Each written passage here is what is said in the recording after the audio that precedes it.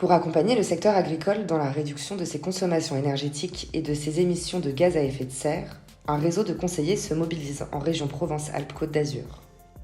Sa mission, inciter les agriculteurs et les agricultrices à adopter les bonnes pratiques d'atténuation et d'adaptation au changement climatique.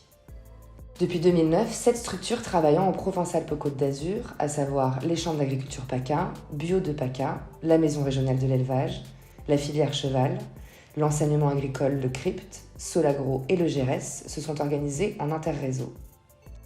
L'interréseau Agriculture, Énergie et Environnement, ou IRA2E pour les intimes, partage une ambition avec son territoire et ses membres bénéficiaires: réussir la transition énergétique, climatique et écologique en région Provence-Alpes-Côte d'Azur. Destinée à la fois aux exploitants et exploitantes, actuels et futurs, aux collectivités et aux structures agricoles, l'IRA2E agit pour développer le métier de conseiller et conseillère environnement et agri-énergie, pour diffuser et valoriser les bonnes pratiques et animer un pôle de ressources à échelle régionale. C'est accompagner les agriculteurs pour leur permettre de faire des économies d'énergie sur leur exploitation, dans leurs pratiques agricoles quotidiennes et des fois sans investissement. Donc c'est tenter d'atténuer le réchauffement climatique, ça c'est clair, mais c'est bien évidemment d'améliorer leur performance énergétique pour économiser de l'énergie et donc de l'argent. Je suis Valérie Sévenier, donc je suis chargée d'expérimentation au sein de l'exploitation agricole du lycée Louis Giraud à Carpentras. Nous allons mettre en place un nouvel essai sur une parcelle viticole, donc une parcelle de merlot.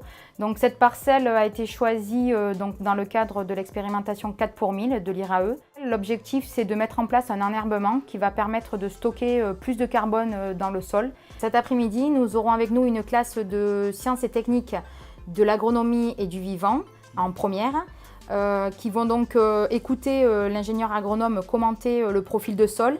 L'objectif pédagogique, c'est de leur expliquer à quoi sert un profil de sol, de concrètement voir quelle est l'application de ce profil de sol dans l'expérimentation que nous mettons en place sur cette parcelle. Le 4 pour 1000, pour moi, c'est la tentative d'identifier les moyens de concentrer le plus possible de CO2 dans les sols en adaptant nos pratiques. On était déjà dans cette optique-là depuis de nombreuses années avec mon père. Donc on continue simplement d'essayer d'améliorer ce qu'on faisait déjà avant.